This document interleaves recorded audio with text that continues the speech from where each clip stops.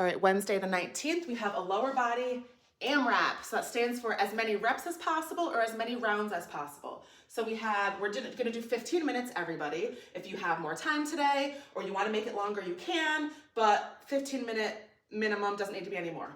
We're doing swings, squat with reverse lunges and up and overs. And then for part 2, we're doing pogo jump squats to a Tabata timer. So if you know what these are and you don't want to wait around for the end for me to tell you the Tabata timer means, I'm just going to explain it quickly now. Your Tabata timer is the timer that we use in all of our workouts that have the HIIT Tabata timers. We normally change it to say like 30 on, 20 off, or 45 on, 15 off, whatever it is. You're not going to touch it. So you're going to go into your timers app, find Tabata timer and hit start. It's already set for Tabata timer, okay? So your basic Tabata timer is 20 seconds on, 10 seconds off for 8 rounds, which gives you 4 minutes. So you're not gonna adjust it at all. So when you get to part 2 for your pogo jump squats, you're gonna go into your timer, see Tabata timer, hit start, and that's all you do, okay? You don't have to adjust it at all. So for swings, I again can't remember if we talked about these yet or not in this program. I'm sure we probably did. This is your hinge motion. So your butt goes back to the wall, your hips go back to the wall, your knees have a slight bend, your back is going to naturally fold as your butt pushes backward. You're gonna let it fold, but you're not gonna drop and hunch. You're gonna keep your shoulders nice and placed. You're gonna let it fold. You're gonna hit an area, usually for me, it is mid-shin, where this part, your hamstrings, is burning, okay? It's really pulling, it's really stretching. I can really feel it. I'm gonna stand up and then fold again. Nice slow lower until you feel that pull, up.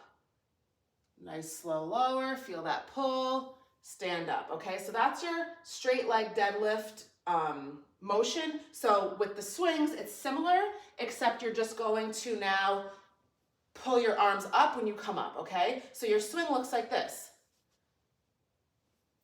So it's the same motion here to here, except with your swings, you're holding a weight in your arms. It could be dumbbells, it could be a kettlebell, and it's gonna come kind of up in between your legs.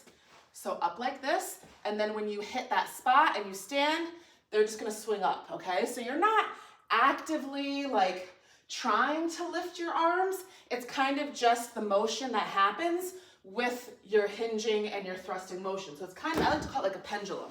Your arms and the weight are just kind of following along with what the rest of your body's doing. So that's your swing.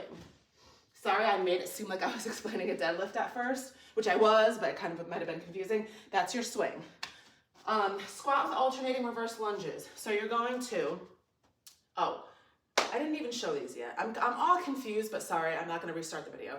You're going to squat, reverse lunge, 1. Squat, other lunge, 2, okay? And then up and overs, you have your weight.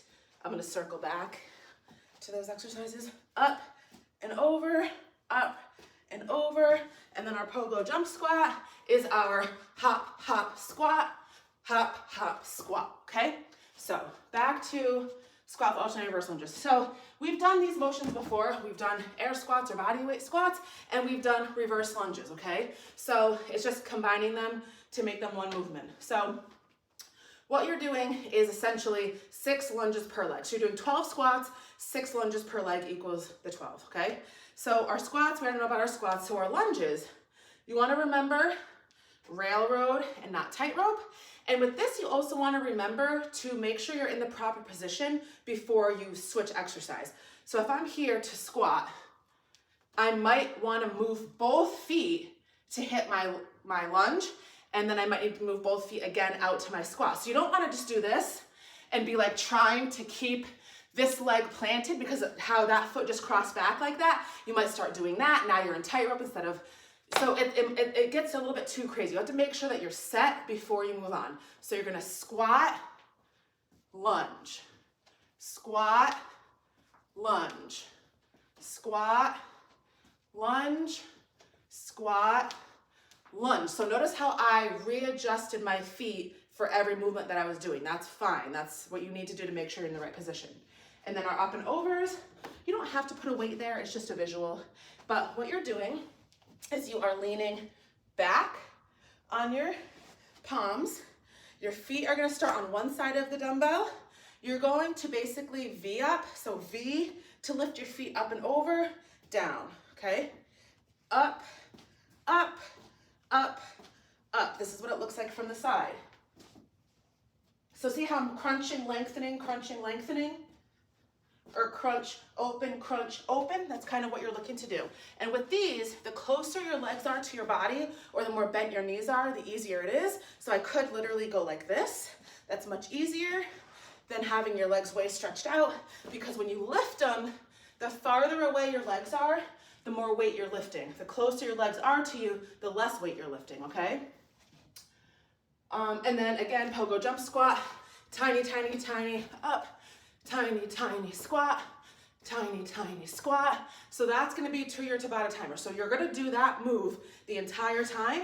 It's just gonna go 20 seconds, 10-second rest, 20 seconds, 10-second rest. So it's nice because the Tabata timer makes you feel like you're not doing too much work because it's only 20 seconds on, but your rest is only 10 seconds, and then you're doing 8 rounds of it. So it's kind of like a mind trick. Like I feel like at first I'm like, oh, it's not bad. And then you're like, okay, I'm at round 4. Then I'm at round 5. Then you're like, oh, I have to go to 8. But it's all good. You guys will be fine. That's the 19th.